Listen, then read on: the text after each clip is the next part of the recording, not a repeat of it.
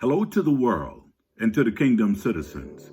I greet you in the precious holy name of Yeshua Messiah, Yeshua HaMashiach, who said in his word, John 8:32, and ye shall know the truth, and the truth shall make you free.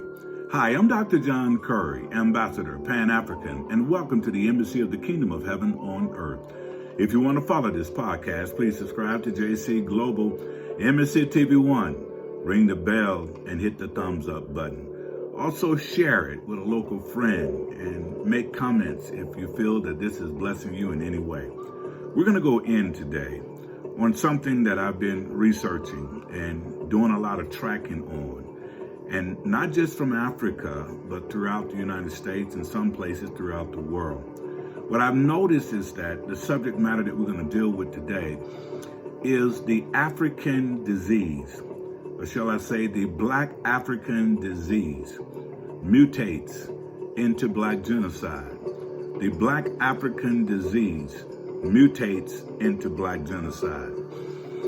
I want to go to the Word of God and see what God has to say about it. In the book of Titus, chapter 3, verse 3, it says, "For we ourselves also were sometime foolish, disobedient, deceived, serving diverse lusts and pleasure, living in malice and envy, hateful, and hating one another." 2 Chronicles 7 verse 14 tells us, it says, "My people which are called by my name shall humble themselves and pray and seek my face and turn from their wicked ways. Then will I hear from heaven and will forgive their sins and will heal their land."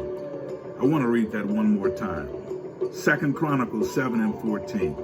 "If my people, which are called by my name, shall humble themselves and pray and seek my face and turn from their wicked ways, then will I hear from heaven and will forgive their sin and will heal their land." The last one I want to give to you, as far as what the Word of God says in Hosea chapter 4, verse 6. Hosea chapter 4, verse 6. And it says, "My people are destroyed for a lack of knowledge. Because thou hast rejected knowledge, I will also reject thee, that thou shalt be no more priest to me, seeing thou hast forgotten the law of thy God. I will also forget thy children." So the African disease, the Black African disease, mutates into Black genocide. What I want you to understand is that the strength of Black Africans is love and hospitality for others. The strength of Black African is love and hospitality for others. The weakness of Black Africans is the love and hospitality for others. The weakness for Black African is the love and hospitality for others. Yet, some Black Africans are suffering from the infection of the African disease. Some Black Africans are suffering from the infection of the Black African disease. It was Chancellor Williams, a historian, who wrote the book, The Destruction of Black Civilization, from 4400 BC to 2000 AD. He came up with the concept called the African disease. And in the concept, I've read this book over and over again, and in the concept, what I've noticed is that Chancellor Williams spent some time on pages 151 and 152 in this book, The Destruction of Black Civilization. And what he was doing was trying to get an understanding of why blacks are suffering. Some blacks are suffering with the African disease. So the question is, what is the African disease? It is when Black Africans turn on each other for personal gain, personal power, and above all, their own personal security and welfare precludes their concern for the welfare of their people. They are known as sellouts, bootlickers, Black Caucasians, These are black people who see themselves as white. And while Chancellor Williams was doing this research, there were some things that popped out to him that why black folks have this serious problem of not being able to get along with each other. And many of it is because of envy, jealousy, insecurity. As I said before, many of us sometimes think only about ourselves. We have great personal self-esteem, but we have poor group self-esteem. Let me say it again. We have great personal self-esteem. That's individual self-esteem. But when it comes to the group, we have poor group self-esteem. And as a result of that, we find it very difficult for us as black people to come together. Some of us will volunteer for meritorious manumission. That's what Dr. Claude Anderson said, which simply means you do me a favor and I do you a favor. And many blacks that are in leadership positions have been falling for meritorious manumission from whites, and they are known as bootlickers, sellout, and these are people that only think about themselves individually, and they do not think of the group of black people, not only in America, but throughout the world. To understand the scramble for Africa, in other words, to colonize Africa, you'd have to understand that it was Belgium Berlin Conference of the Congo that was done in 1884 through 1885. Again, to understand how the scramble to colonize Africa at the Berlin Belgium Conference of the Congo, done in 1884 through 1885, known as the Congo Conference. It was on November 15th, 1884. They knew Africa was already divided. Each country was focused on themselves and was very suspicious of each other's ambition. So before they even met, they already knew that Africa was divided. They knew that Africa, each nation was trying to do their own thing. Each nation was trying to be better than the other nation. Each nation or each African nation state was doing everything independently.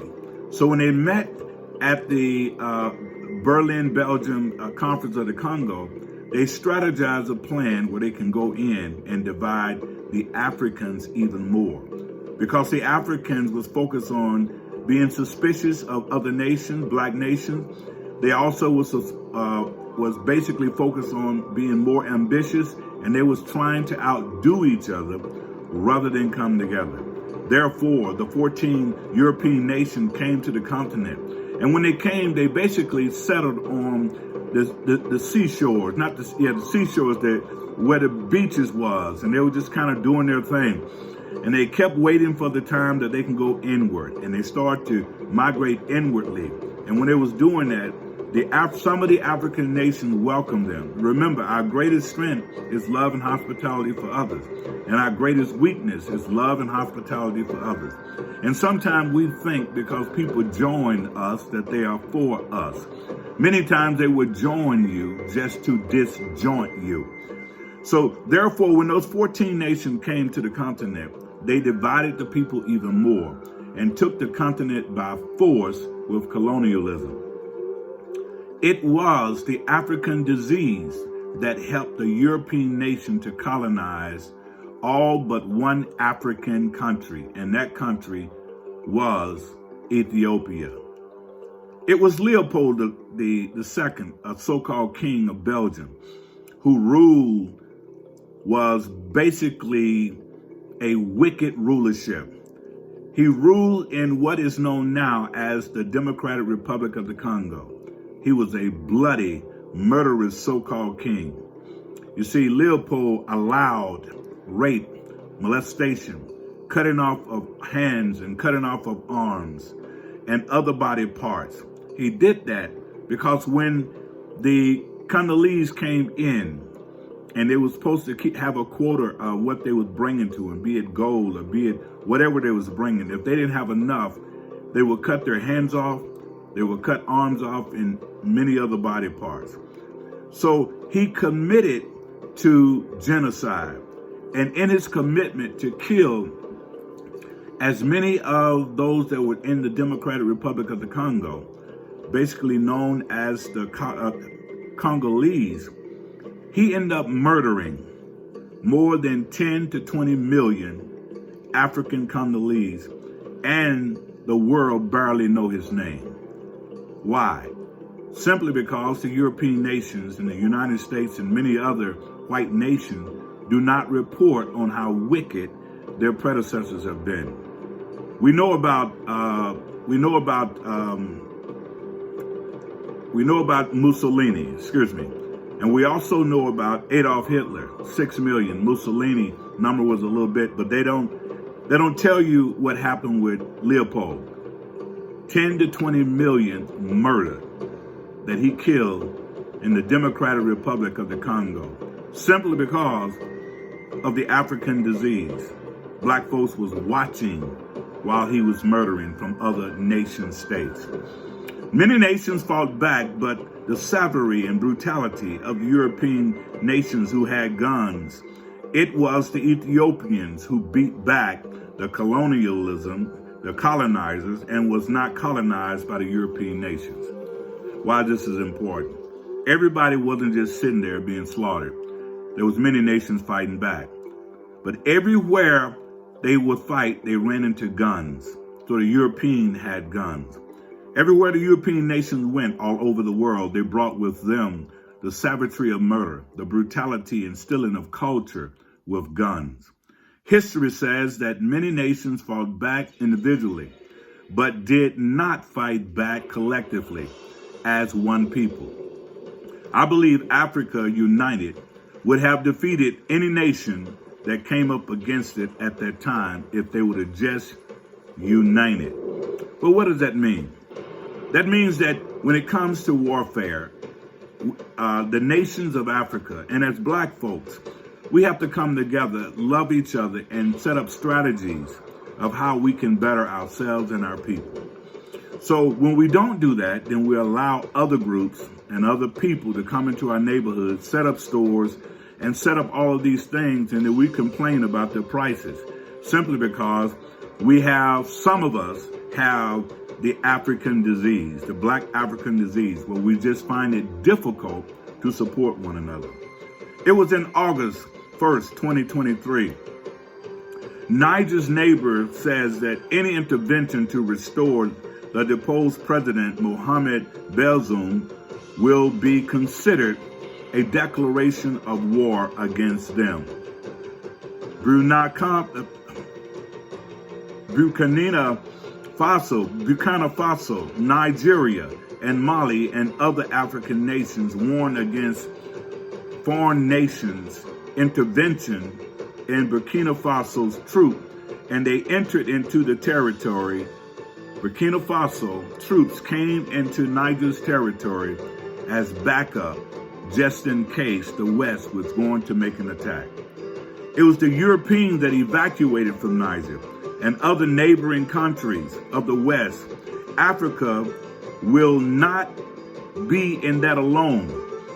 Niger will not be alone because these other black nations are coming in to help each other. And I thought it was absolutely amazing that the neighboring states would come in and help Niger. Burkina Faso, Nigeria, Niger, all of these and Mali would come to back up Niger if the United States and France and others want to come to war. You see, the European nation evacuated from Niger, and other neighboring countries of the West Africa will not allow European nations to use their airspace. Now, why is this important? Because years ago, when they came in, they allowed them to use their airspace. Now, just imagine this. Someone is coming to blow up your mother's house and to bomb your house and to bomb where your father lived at and to bomb your family members.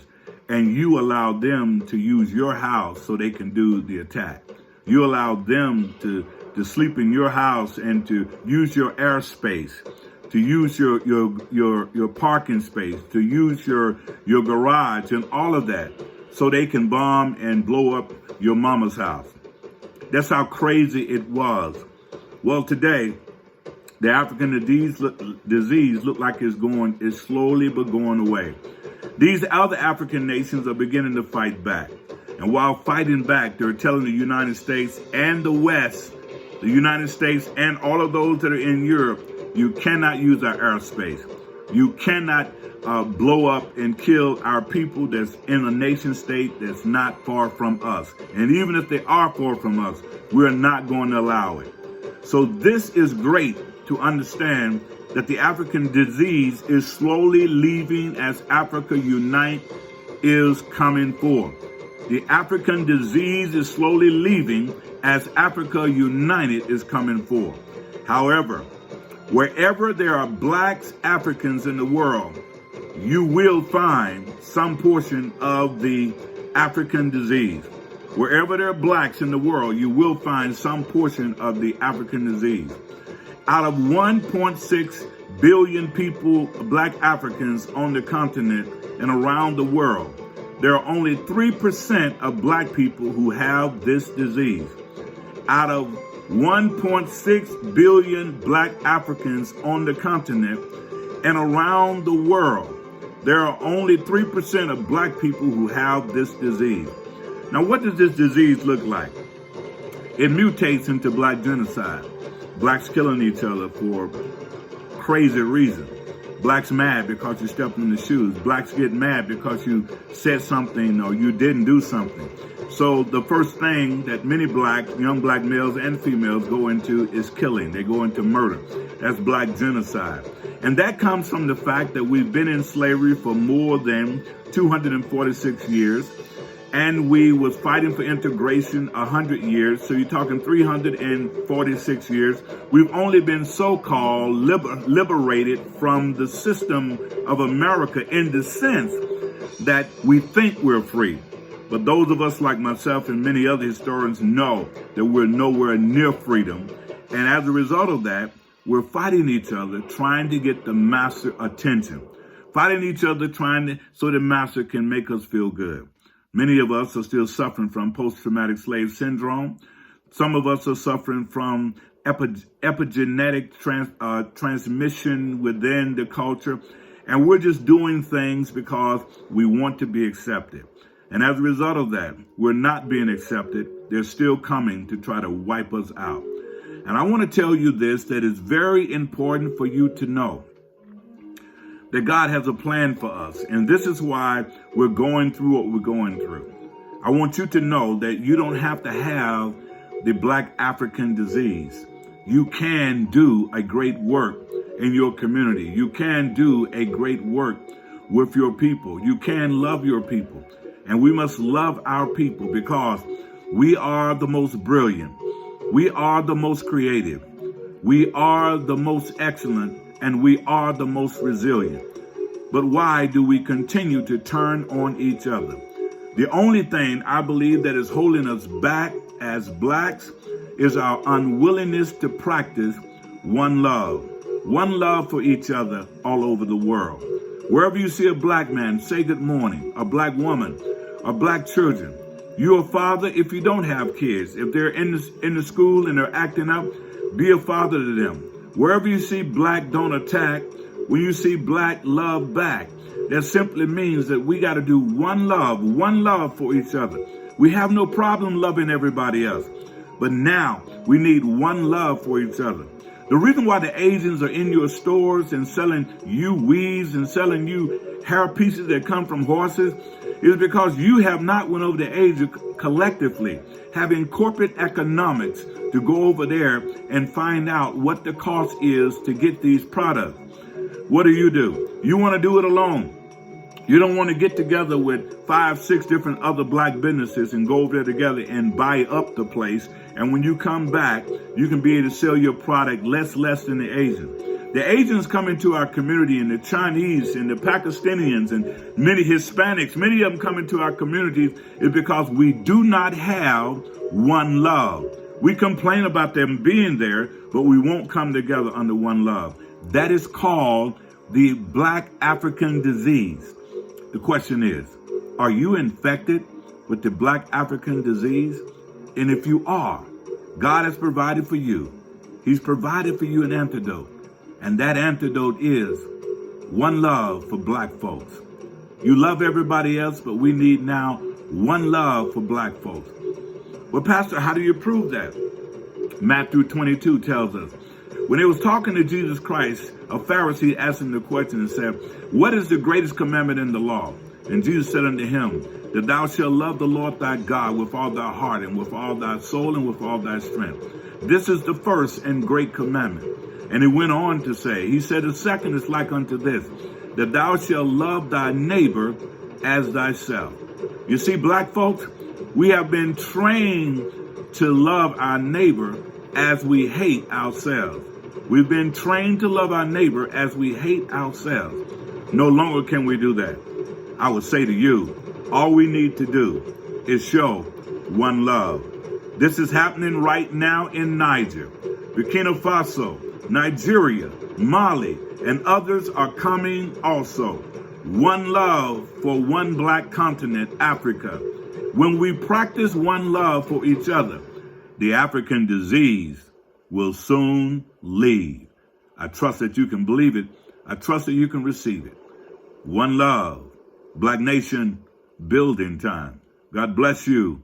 Until next time.